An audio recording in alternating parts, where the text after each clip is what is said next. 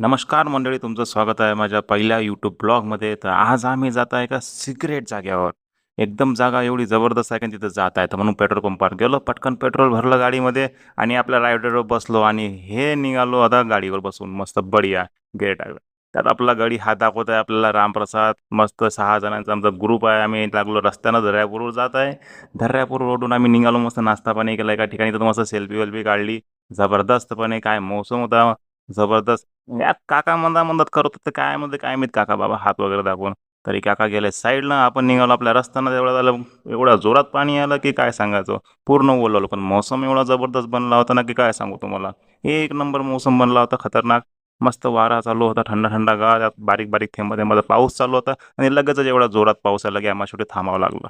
एवढं पाऊस आला जोरात की लयच. मग लगेच पाऊस बंद झाला आणि आम्ही पुन्हा निघालो.